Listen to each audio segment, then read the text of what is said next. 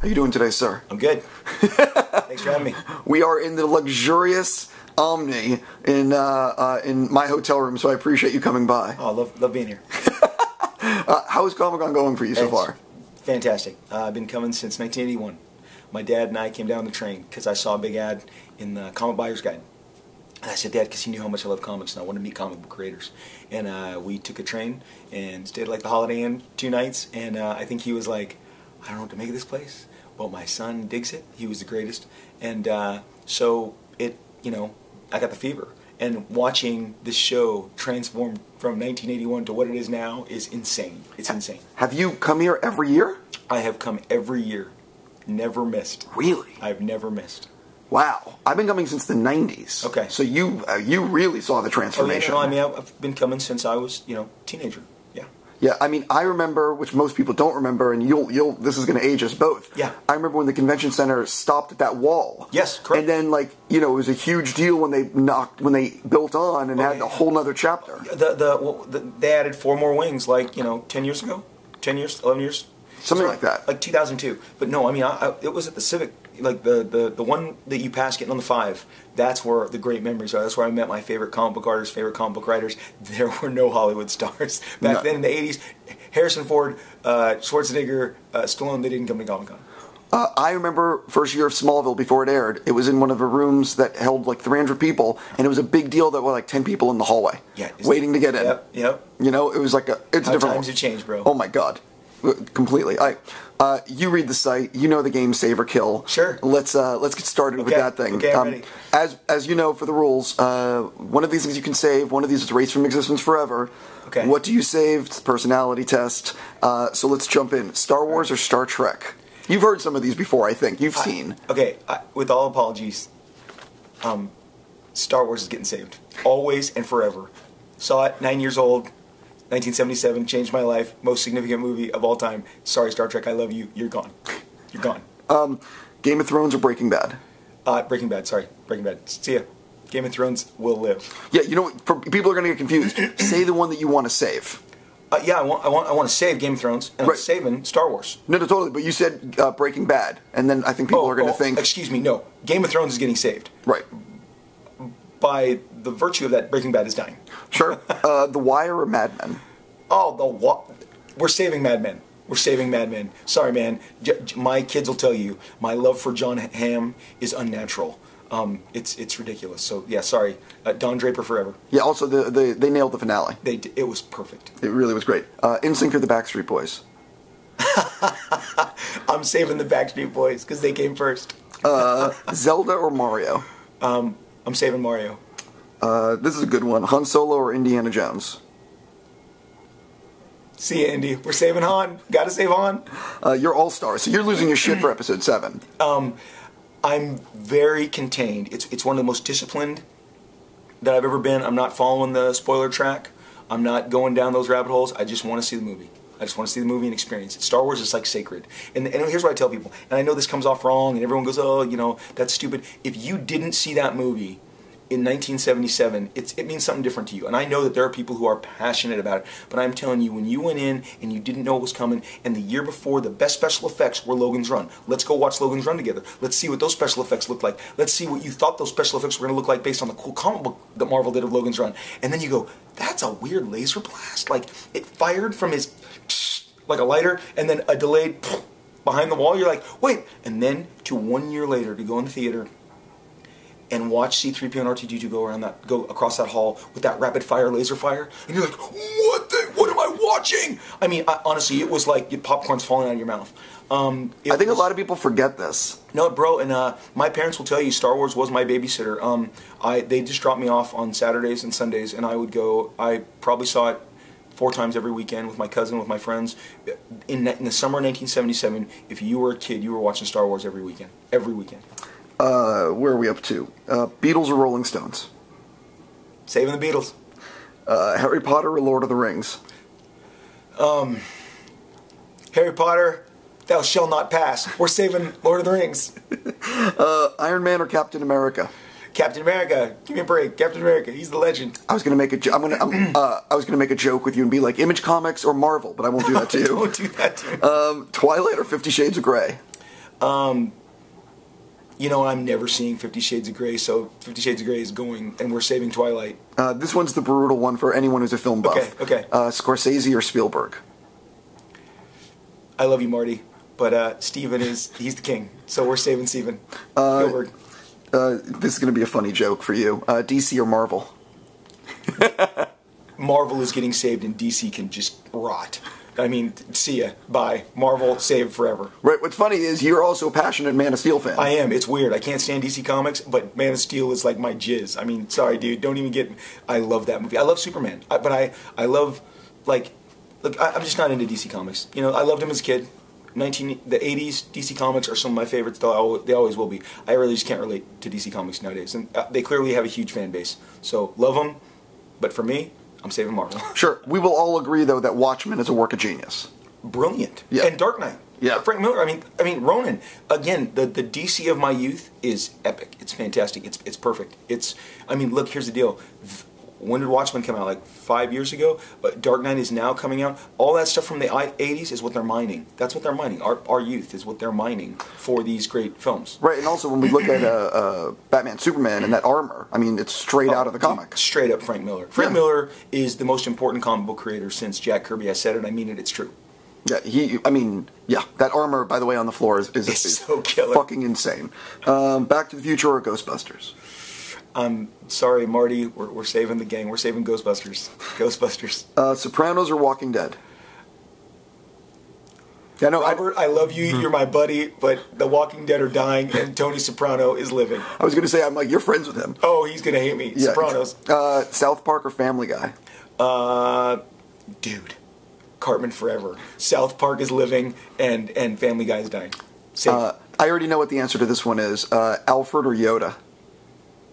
It's Yoda. I know. Yeah. Like that was. It's like you know what I mean. Michael Jackson or Prince?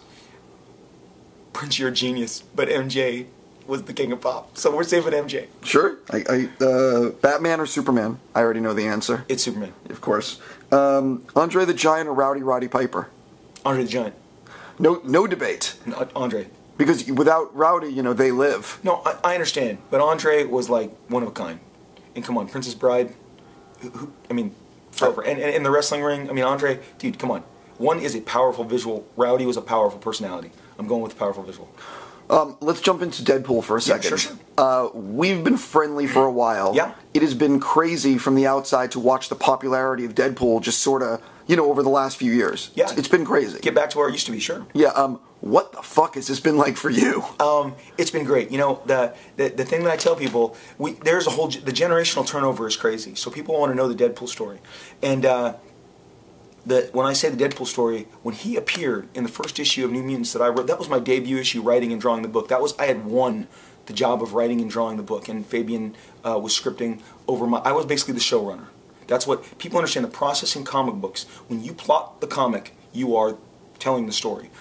To save time, because I was 20 years old, penciling, inking every page, monthly deadline. There's a reason those New Mutants books, they hit their marks. They came out. Drawn Comics is timely, and you finish the one, you start the next. You basically have X amount of days in a month to get the book done. So Fabian came on, scripted over my stories, and Deadpool was in the first issue to make a splash. Cable had been introduced about a year earlier, and he had taken off. He had saved New Mutants because they had let me introduce kind of more of my ideas. Now, since that had taken, they said, hey, we're going to let you write the book and let you go take everything in your direction. And Deadpool and Domino and a character named Gideon, I rolled the dice. I'm going to go 3 new characters in one issue, but Deadpool was the antagonist. And Marvel told me they never got more mail in 1991. They had never received more mail on a new character than they did for Deadpool. People freaked out. And I tell people, there's a reason that from then on, in New Mutants and X-Force, Deadpool is in every other issue. And X-Force #1 sold 5 million copies. X-Force #2 sold 1.5 million copies. Who's on the cover of X-Force 2? Is X-Force? No, it's Deadpool. You want to know why? Fans demanded it. Marvel's literally, Rob, can we put Deadpool in more? Rob, hey, it's Marvel. Can we put Deadpool in more of the books? Can we put the mail? And his response has always been visceral with the fans. It's a powerful visual. The smart ass. I asked my buddy, I had an assistant. People know his name's Murat. He worked for me as a teenager. He would line my pages and fill in my blacks with India ink, again, trying to make the deadlines. I said, what do you remember about Deadpool the other day? I go, we haven't had this conversation in 25 years. He goes, Rob, you walked in one day, and he said, what do you think of this guy? He's Spider-Man with swords. You think the fans will like it? And I'm like, dude. Because honestly, my buddy Todd McFarlane was drawing Spider-Man. Sure. And the Spider-Man visual is powerful. And I tell people, I openly said, I'm going after that Spider-Man, the big eyes, you know, Spider-Man had the big white eyes. I gave Deadpool the big black eyes, black and red, and just co-opted it. But obviously I can't have webs, so I gave him what I love, and what all my characters had was weapons. Katanas, guns, and so like I said, Deadpool was a huge success with the fans. And I mean, then he got his own miniseries, and then another miniseries, and then they gave him a series. I mean, Deadpool has always won his own showcase. Then, when the turn of the 2000s came, they kind of turned the dial. There was a period they stopped publishing Deadpool. And they were wondering if maybe they could just turn the lights off on that entire era, and the fans wouldn't let them. And Cable and Deadpool came roaring back.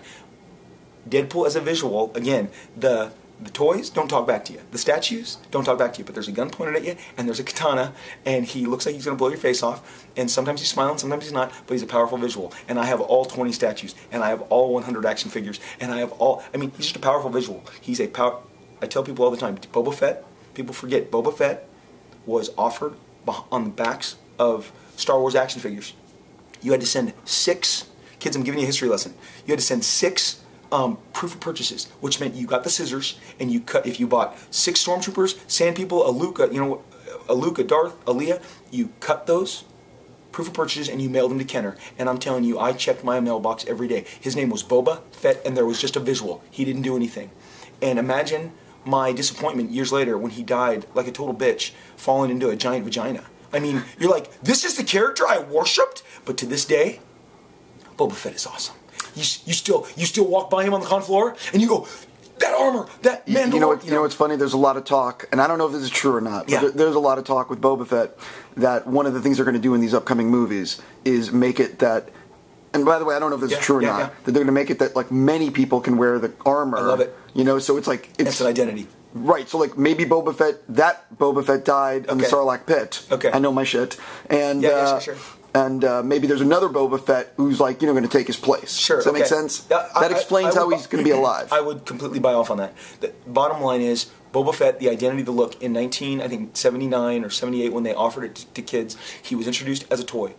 We didn't know anything about him. Bounty hunter, killer visual. And here we are, 30-some years later, we're talking about Boba Fett. When he actually made it on screen, he wasn't that impressive. But as a visual, he lives forever. Deadpool, I'm just telling you, people are dressed up like Deadpool. 1 million kids are dressed up like Deadpool. They wear these costumes. They buy these pop figures. I mean, ask Funko how much. I mean, I saw on Instagram, they said, not another one, a reverse X-Men. He's yellow and blue instead of being primarily blue and yellow. I mean, they keep going back to the well. And it's because people just like looking at Deadpool on their shelves. And he's a cool visual. And that's why I think sometimes you just strike lightning, you get it in a bottle, and that's what Deadpool's been. Now, the film, as you know, has been a crazy journey.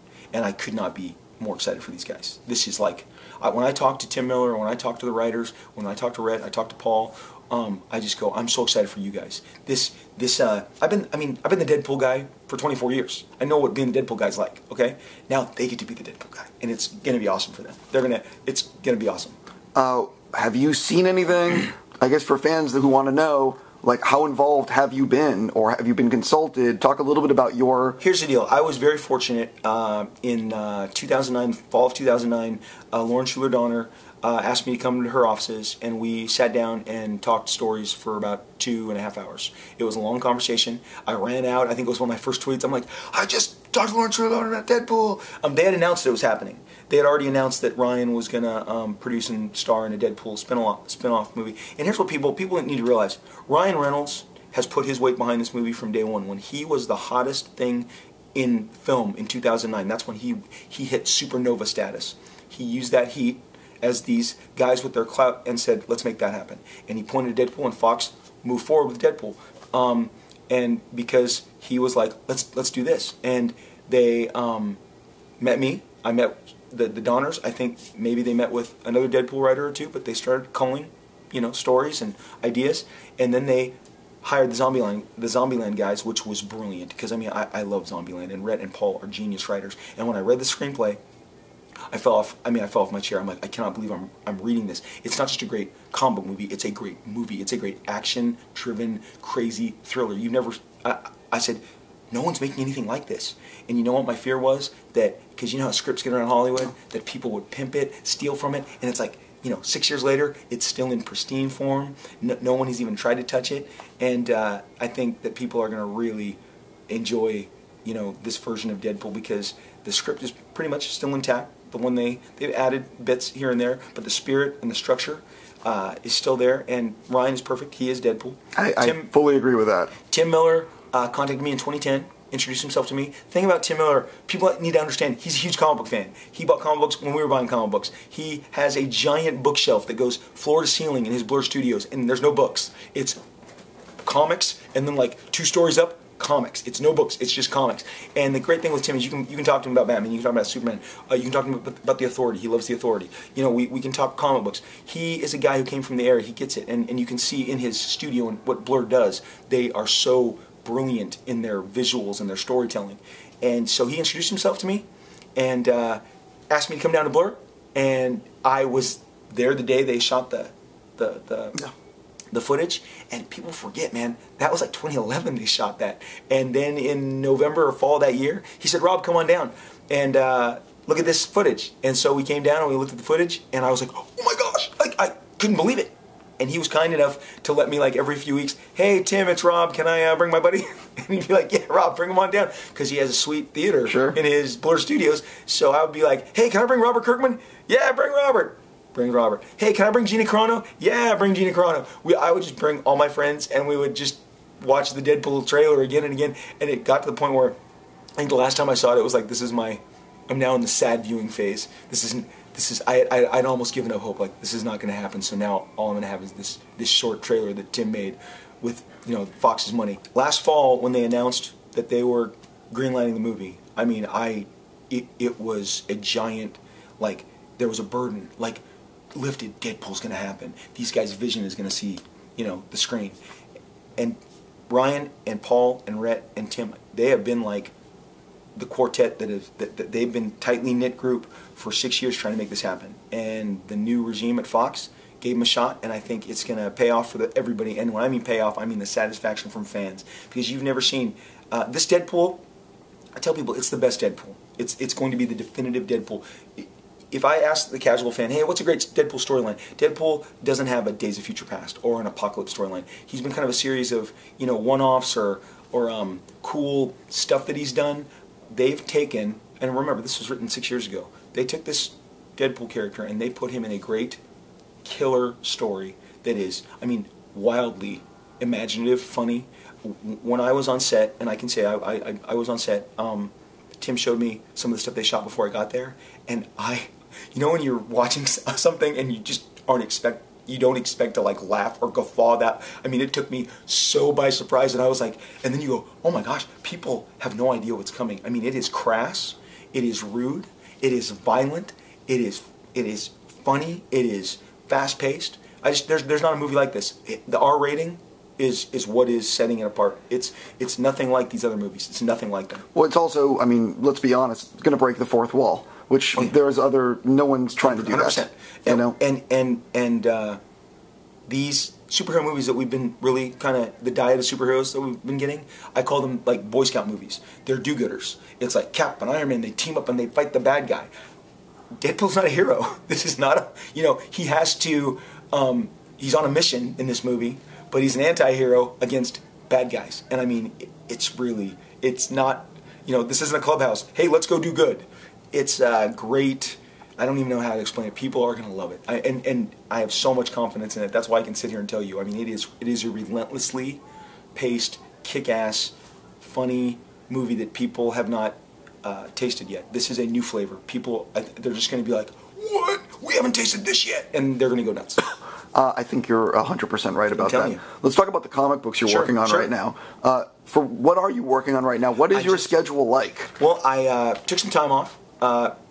I had done 3 books a month and kind of took some time off after doing that for several years. I did the Deadpool Corps, I did issues of Deadpool, I did Deathstroke, I did Hawkman, I did Grifter, I did a book with Robert Kirkman called The Infinite. I launched my own relaunch of my characters at Image Comics, Prophet, Glory, Supreme, Bloodstrike, Youngblood.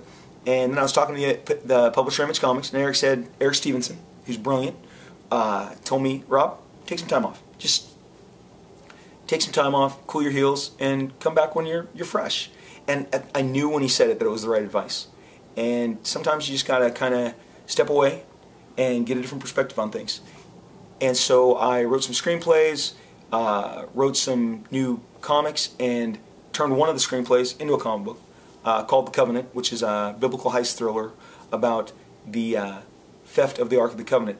When you read it, you'll be like, this is what inspired Indy. I mean, the enemy of the Israelites, the enemy of the Israelites, decided that the Ark of the Covenant was too powerful to combat.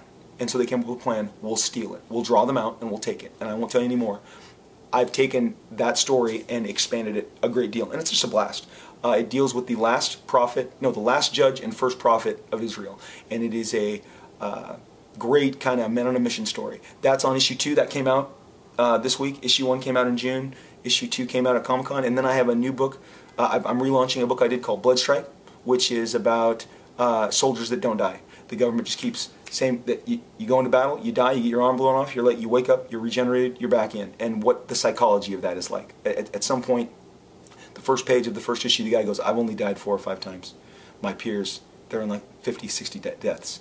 And I'm just experiencing how it changes you. So it's like, we've taken you off the battlefield, and we've regenerated you, and now you're going to go and do these covert ops for us, but that doesn't mean they cooperate. And Bloodstrike's a blast. It's very, very, very mature, R-rated, just very, something I've never done before. And the fans, I mean, it's sold out on Wednesday. It's doing great. I think retailers didn't see it coming. So it's great. The comic books I just do for me. I didn't do The Covenant to sell it as a movie. I wrote it as a screenplay because that's what it was in my mind. And then I said, you know, I found an artist. We did the comic. And I've got some other books. Another relaunch of an old 90s property called Brigade is coming out that is a blast. It connects to Bloodstrike. So I'm just having a blast. I mean, and somebody said, hey, Rob, are you trying to get these made as movies? Sometimes a comic book is just a comic book. You just, as a comic book artist, you just get satisfied with the ink on the paper and the way it flows. And I love storytelling, and I love comic book storytelling. And that's the basis of my passion. And so I just do my comics to have fun and to rock the worlds of the people reading the comic books. But let's touch on one important thing. Okay. There's never been more interest in comic book properties in Hollywood than there is right now. That's also true. But you can't stop that. Yeah. It's crazy.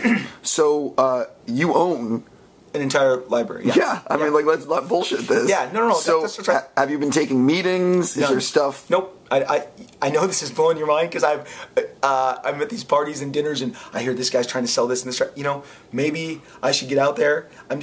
Here's the deal. I'm a pretty young guy. You know, I'm in my 40s. I'm not like 93 when I look at Stanley. That's like, to me, that's a guy who's like defying father time. Like, he just every year is like, I will keep living. He will not be denied. But I look at myself and I'm like, you know, I got some time, so I'm not in a hurry.